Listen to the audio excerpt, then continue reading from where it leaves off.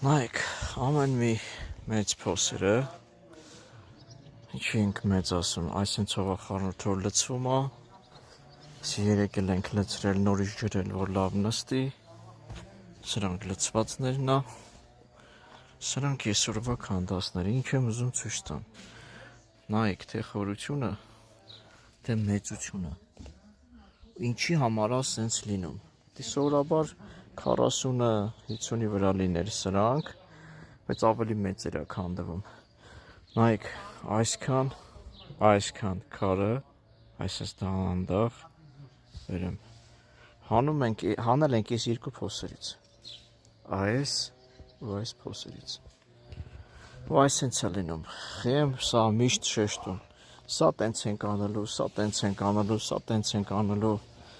սրանք քանդածա մի քիչ լենացնելու ենք, սրանք քանդածա, սրանք մի քիչ լենացնելու ենք, նայեք, այսենց հողով պատրաստի լցնում ենք, նայեք ինչա ինքը, ժողովուրդ ջան, ինչը տնկես բարեհաջող ապրելու է, դե չեմ ասում աստվածներ ենք 100%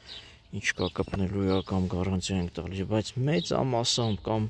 իսկապես 100%-ով որևէ խնդիր չի լինում, եթե ծառը ինչ-որ կենսաբանական խնդիր չի ունենում, ինչ-որ մի դրսից որևէ բան չի լինում, մեկից մեկ բոլոր ծառերը կպնում են, երբ որ այսենց ճշգրիտ բարենպաստ պայմաններով գործողություններ են անում, այգին ճիշտ հիմնելու, սա չդառնա նենց, որ ոնց որ մեզ գովաբանելով ման են գալի, խիենք սա միշտ նյութերով մենք ցույց տալի, որ շատերը լինում են ասում են դե ինչ եք անում, ծառ եք տնկում էլի կամ ծառ տնկելու համար խիք այդքան գումար ուզում, մենք նպատակային աշխատում ենք, ժողովուրդ ջան, ով ուզում է մեր հետ համագործակցի, ուզում է իրական այգի ունենա, իրական աշխատանքներ, թող ինքը մեզ դիմի,